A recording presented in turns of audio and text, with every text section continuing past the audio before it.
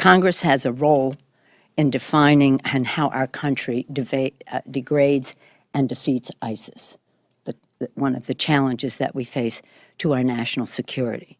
There's a conversation among members informally about what form an authorization should take that would secure our national security interest, as well as could pass in both houses of Congress. These conversations should be moved from the informal to the official.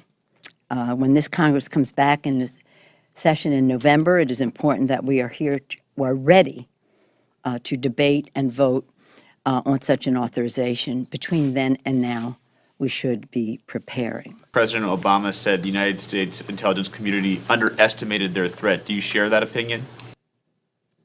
Well, what the president said in August, which is what I think he reiterated, I think there's no doubt that their advance, ISIS advance, their movement over the last several months has been more rapid than intelligent estimates.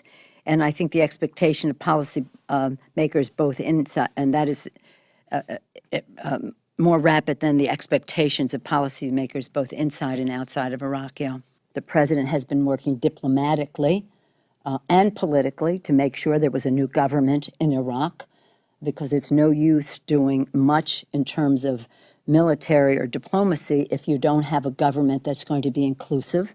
When Mr. Clapper says we underestimated ISIL and overestimated the fighting capacity of the Iraqi army, part of the fighting capacity of the Iraqi army, the will to fight, sprang from also not having a government in Baghdad that really gave them any comfort that they were an important part of Iraq. That has changed. When you guys come back from the elections, it'll be more than 3 months since President Obama started this offensive.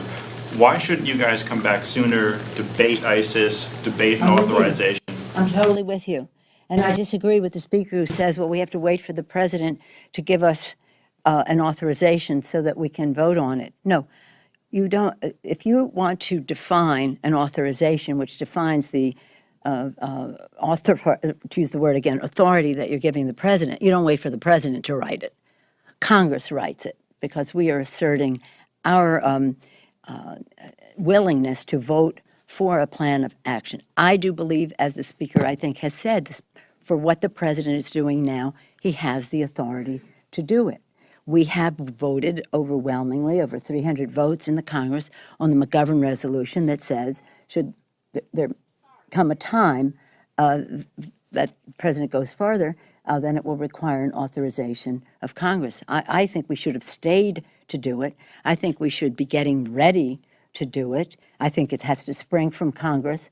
Congress has to vote on it, and it defines how we would limit the power of the president or not, but it's our decision. It's not the president's decision.